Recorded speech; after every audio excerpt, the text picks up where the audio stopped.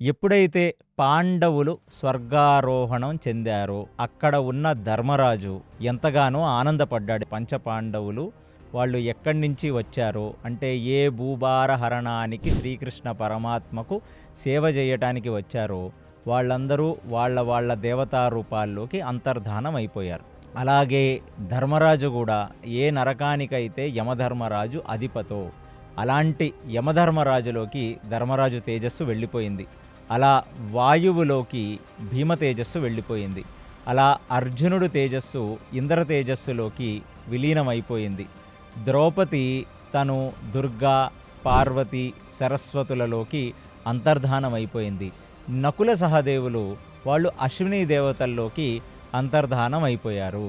ఇక్కడ రెండు ప్రధాన ఘట్టాలు మనం అర్థం చేసుకోవలసినది ఏమిటంటే, ధర్మరాజు ఎందుకు వెళ్ళిపోతున్నప్పుడు అంటే తను స్వర్గారోహణకు వెళ్ళిపోతున్నప్పుడు పాండవులలో చిన్న చిన్న క్లేశములను ఆయన మాట్లాడినట్టుగా మనం విన్నాం. మీరు కూడా మహాభారతంలోని 18 పర్వాలని చదవాలి అనుకున్నా, వినాలి అనుకున్నా ఇప్పుడే లిపి ఎపిక్స్ యాప్ డౌన్లోడ్ చేసుకోండి.